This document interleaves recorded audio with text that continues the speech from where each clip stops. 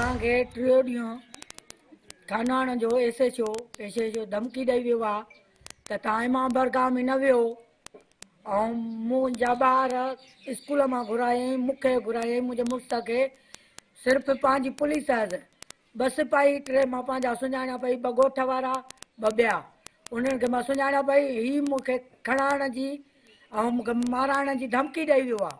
मां हिन खां ड्रिजां थी ऐं मुंहिंजे फातिमा खे बि लफ़्ज़ ॻाल्हायो वियो आहे त इहो फड़ण जे लाइ सोन जी मुर्गी आहे, इहो मुर्गो अथनि, अहिड़ो सोन अथनि।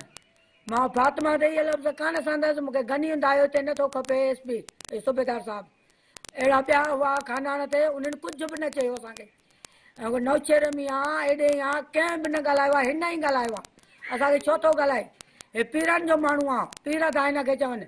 मां हिन खां ड्रिजां थी, मूंखे ख़तरो आहे, हीउ खणाए न मूंखे। पीरानी हवेली में ज्यादती का पोइ क़त्ल थियल नींगरी फातिमा फरोड़ो जे वारसनि खे मुबैना तौर खंभण जी कोशिश। अंबड़ शबाना फरोड़ो जो चवण आहे त एसएचओ खान वाहन संदसि घर भातियुनि खे खंभण जी कोशिश कई, केस तां हथ खणाइण लाइ धमकियूं मिली रहियूं आहिनि। एसएचओ गनी दायो पीरानी हवेली जो ख़ासि माण्हू आहे। शक आहे त संदसि घर भातियुनि खे कूड़े मुक़ाबले में मारे छॾींदो, तहफ़ुज़ फराहम कयो वञे। घर वज़ीर ऐं आईजी सिंध खे शिकायतुनि बावजूदि एसएचओ ख़िलाफ़ का बि कार्रवाई न कई वई आहे।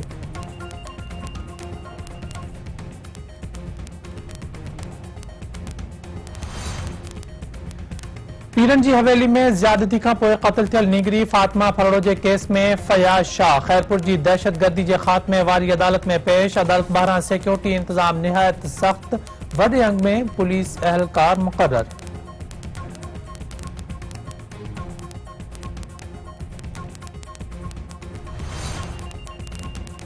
निगरान वज़ीर आज़म अनवारुल हक काकर चयो आहे त इलेक्शन जी तारीख़ जो ऐलान जल्द थी वेंदो। मुल्क में चूंडूं कराइण इलेक्शन कमीशन जी ज़िम्मेवारी आहे। कंहिं बि सियासी पार्टी खे चूंड अमल में हिसो वठण खां नाहे रोकियो वियो। 9 मई जे वाक़िअनि में मुलविस माण्हुनि ख़िलाफ़ क़ानून मूजिबि कार्रवाई थींदी। पाकिस्तान ॿिनि ॾहाकनि खां भारतीय दहशतगर्दी जो निशानो बणिजी रहियो आहे। कैनेडा में सिख अॻवान जे क़त्ल बाद भारत ते संजीदा नोयत जा सवाल उथारिया पिया वञनि। पाकिस्तान हमेशा अफ़गानिस्तान जी ख़ुद मुख़्तियारी जो एहतराम कयो आहे।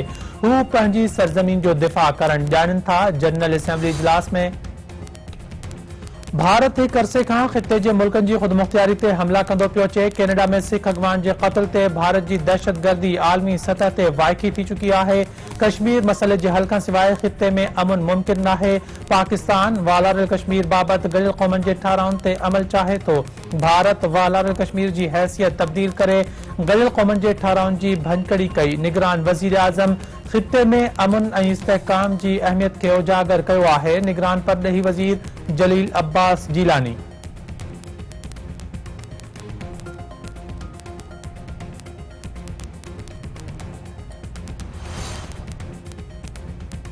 सिंध जे निगरान वॾे वज़ीर जस्टिस रिटायर्ड मक़बूल बाक़र तरफ़ां कलंदर जी मज़ार ते हाज़िरी। अब्दुल्ला शाह इंस्टीट्यूट जे दौरे दौरान अवाम खे सिहत जूं बहितरीन सहूलियतूं ॾियण जी हिदायत।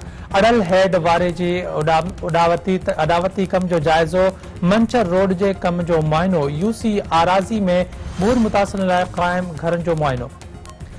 सिंध असेंबली जे स्पीकर आगा सिराज दुरानी चयो आहे त इलेक्शन कमीशन रुगो आम चूंडुनि लाइ महीने जो ऐलान कयो, पर तारीख़ न ॾिनी आहे। इलेक्शन कमीशन जे फ़ैसिले ते एतिराज़ आहिनि।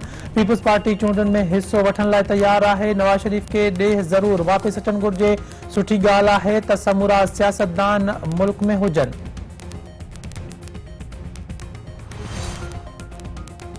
लाड़काने मां कुबे सईद खान वासी पेट्रोल पंप जो मैनेजर मुबैना तौर अगवा। लुत्फ अली मक्सी हैदरी थाणे जी हद ज़ुल्फ़कार बाग वटां अगवा थी वियो।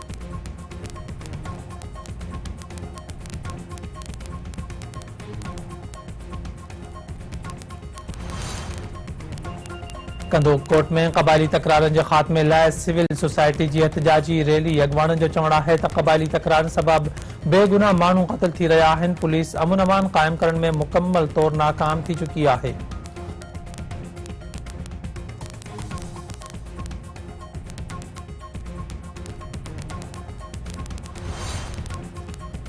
नवाबशाह जे हाई स्कूल में शागिर्द ते उस्ताद जो वहशियाणो तशद्दुद।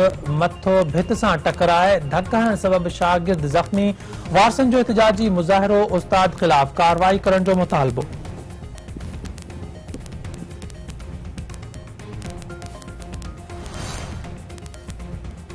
ऐं सोबोदेरो थाणे जी हद में केलन जे बाग मां हिकु शख़्स जो लाश हथ मक़तूल जी फरहान अली शाहानी तौरु सुञाणप मड अस्पताल मुंतक़िल।